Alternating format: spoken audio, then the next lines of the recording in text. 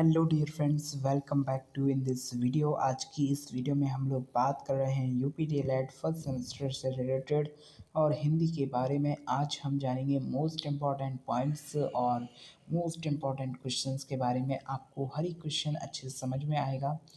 ठीक है, यहाँ पे हम लोग वो क्वेश्चंस करेंगे जो आपके एग्ज़ाम में बहुत ज़्यादा रिपीट होते हैं। ठीक है, साथ ही साथ आपके प्रीवियस ईयर में आए हुए हैं। ठीक है, जो प्रश्न रिपीट होते हैं वही प्रीवियस ईयर में आए हुए होते हैं और वही आगे आने वाली आपकी परीक्षा है उसमें भी आएंगे। तो आपको एक भी प्रश्न मिस नहीं करना है। ठीक है, अच्छे से पूरी वीडियो देखेंगे, साथ ही साथ इन प्रश्नों को नोट कर लेंगे। कुछ ज़्यादा प्रश्न नहीं बताऊंगा, तो आपको हर एक प्रश्न अच्छे से नोट कर लेना है। ठीक है, पीडीएफ के चक्कर में बिल्कुल भी नहीं पढ़ना है। बाकी और भी पीडीएफ जितनी भी हैं मैंने हो सका उतनी आपको दे दी हैं।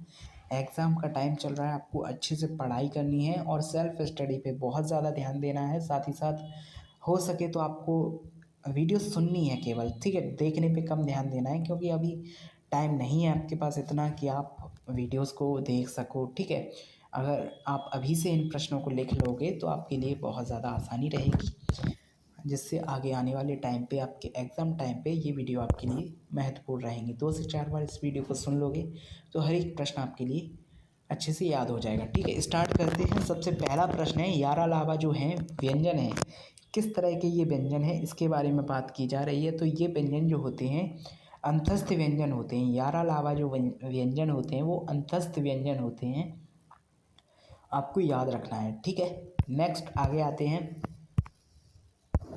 ग्रंथ के बचे हुए अंश जो प्रायः अंत में जोड़े जाते हैं, वाक्य के लिए एक शब्द है।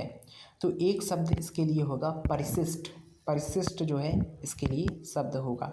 ठीक है, ग्रंथ के बचे हुए अंश जो प्रायः अंत में जोड़े जाते हैं उन्हें क्या कहते हैं? परिशिष्ट कहते हैं। नेक्स्ट है थर्ड क्वेश्चन, अंश और अंश का शब्द बताना है। अंश और अंश का अर्थ बताना है। तो अंश ये वाला जो होता है इसका मतलब होता है कंधा और अंश होता है इसका मतलब होता है भाग। ठीक है, जैसे यहाँ पे अंश जो होता है कंधा होता है, आप जानते हैं, लेकिन अंश जो होता है यहाँ पे अंश वो भाग होता है। ठीक है, इनके दो अर्थ हैं। नेक्स्ट अगला प्रश्न, अर्वाचीन और उचित का विलोम बताना है। ठीक है, अर्वाचीन और उचित का विलोम क्या है? तो प्राचीन हो जाएगा अर्वाचीन का और उचित का हो जाएगा अनुचित। ठीक है, विलोम शब्द अर्वाचीन का हो जाएगा प्राचीन, उचित का हो जाएगा अनुचित। ठीक है, इसके बाद आता है अगला प्रश्न, का से माँ तक स्पर्श व्यंजन कितने होते हैं? तो 25 स्पर्श व्यंजन होते हैं। अगर हम वर्णमाला की बात करें, थोड़ा सा वर्णमाला की बात कर लेते हैं क्योंकि ये प्रश्न जो है इम्पोर्टेंट रहते हैं आपके लिए। ठीक है, वर्णमाला में टोटल जो रहते हैं शब्द वो कितने रहते हैं? ठीक है, या फिर इसमें जो स्वर रहते हैं वो कितने होते हैं? ठीक है, स्वर आपके जो होते हैं वो 11 होते हैं। ठीक है, जिनमें से कौन कौन से स्वर, मूल स्वर कौन कौन से हैं या प्राथमिक स्वर कौन कौन से हैं, इसमें बात करें तो ये प्रश्न आपका बन सकता है। स्वर कितने होते हैं, प्राथमिक स्वर या मूल स्वर कितने कौन कौन से होते हैं? तो आ, ई, उ और री, ये जो हैं ये क्या होते हैं?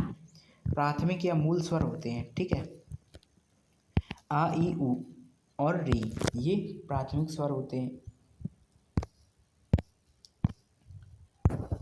आ, ई, उ और री ये जो होते हैं प्राथमिक स्वर होते हैं। बाकी जितने भी स्वर बचे, ठीक है, वो क्या होते हैं? वो दीर्घ स्वर होते हैं। ठीक है, इन्हें हम लघु स्वर के नाम से जानते हैं, मूल स्वर के नाम से जानते हैं। ठीक है, प्राथमिक स्वर के नाम से जानते हैं। अब इसमें बात करें अंग और आह की। अंग और आह ये जो होते हैं ये विसर्ग, ये जो होता है विसर्ग होता है, ये अनुनासिक होता है और ये दोनों जो होते हैं ये आयोगवाह बोले जाते हैं। ठीक है, आयोगवाह बोले जाएं तो अंग और आह बोला जाएगा। ठीक है, अगर आपसे पूछा जाए विसर्ग बताइए तो विसर्ग केवल ये होगा, अनुनासिक बोला जाए तो अंग होगा, और अगर आपसे क्या बोला जाए अगर आपसे बोला जाए कि आप बताइए क्या आयोगवाह, तो आयोगवाह में अंग और आह दोनों आ जाते हैं, ठीक है। और बाकी जितने भी बचते हैं वो क्या बचते हैं, दीर्घ स्वर बचते हैं, अ ई उ और री को छोड़कर, और अंग और आह को छोड़ के, ठीक है। अंग और आह आयोगवाह हैं, अ ई उ जो है री ये मूल स्वर हैं, बाकी सभी दीर्घ स्वर हैं। दीर्घ स्वर लिखना चाहें तो यहाँ पे लिख सकते हैं बड़ा आ, बड़ा बड़ी ई, बड़ा ऊ, ठीक है। इसके बाद ए, आई, ओ, औ, ठीक है। ये जो क्या है, यही है आपके क्या मूल दीर्घ स्वर, ठीक है। तो ये चीज़ें आपको समझ में आ गई होंगी अच्छे से। आगे आगे जानते हैं। यहाँ पे एक चीज़ और, हाँ, वर्णमाला में जो 25 स्पर्श व्यंजन होते हैं आपको बताया भी। इसके अलावा आपको याद रखना है संयुक्त व्यंजन कितने होते हैं, ठीक है। संयुक्त व्यंजन, तो संयुक्त व्यंजनों की संख्या होती है 3। साथ ही साथ आपको याद रखना है अंतस्थ व्यंजन कितने होते हैं, तो 4 होते हैं। कौन कौन से होते हैं, अभी मैंने आपको बताया, या, रा, ला, वा, ये जो होते हैं 4 क्या होते हैं, अंतस्थ व्यंजन, तो अंतस्थ व्यंजन होते हैं, ठीक है। यहाँ पे क्या क्या चीज़ें बताई मैंने आपको, संयुक्त व्यंजन बताए। तो संयुक्त व्यंजन में आपके 3 होते हैं। कौन कौन से होते हैं, तो बात करें छ, ये त्र और ज्ञ, ये जो है क्षेत्र ज्ञ, ये जो है तीनों संयुक्त व्यंजन होते हैं, ठीक है। आगे आते हैं अग्नि, अमृत, गंगा, गुरु के एक एक समानार्थी शब्द बताने हैं। समानार्थी शब्द कह लो या पर्यायवाची शब्द कह लो, एक ही होते हैं, ठीक है। अग्नि का होता है आग, अमृत का होता है पीयूष, गंगा का होता है मंदाकिनी, गुरु का होता है आचार्य, ठीक है। इस तरह से लिखेंगे आप। नेक्स्ट है उपेक्षा और अपेक्षा का अर्थ है। उपेक्षा होता है अवहेलना, अपेक्षा होता है उम्मीद, हमें आपसे ये अपेक्षा है, ठीक है। उपेक्षा मतलब अवहेलना, और उपेक्षा मतलब होता है अवहेलना, उपेक्षा, ठीक है। और अपेक्षा होता है उम्मीद, अपेक्षा उम्मीद, ठीक है। आपने अपेक्षा कुछ लोगों का नाम भी सुना होगा, तो आप याद रख सकते हैं अपेक्षा यानी उनसे कुछ उम्मीद होती है, ठीक है। नेक्स्ट आते हैं 8 पॉइंट, जिसके नीचे रेखाएं खींची गई हों। वाक्यांश के लिए एक शब्द क्या होगा, रेखांकित। जिसके नीचे रेखाएं खींची गई हों, मान लीजिए मैंने इसके नीचे रेखा खींच दी, तो क्या होगा, ये रेखांकित हो गया, ठीक है।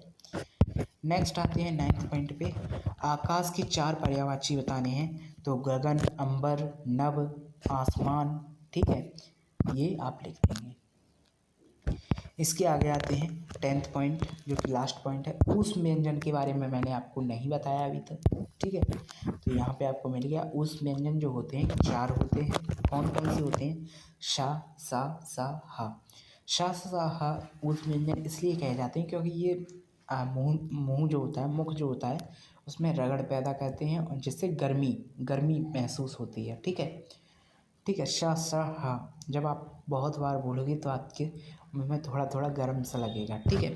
शा, सा, हा ऐसे करके बोलोगे तो आपको गर्मी सी लगेगी। जब आप सेब बोलते हो तो थोड़ा आपको अलग सा मतलब लगता है। हल, ये जो होते हैं वर्ड, ये जो व्यंजन होते हैं क्या होते हैं, ऊष्म व्यंजन होते हैं। इनकी संख्या जो होती है 4 होती है, आपको याद रखना है।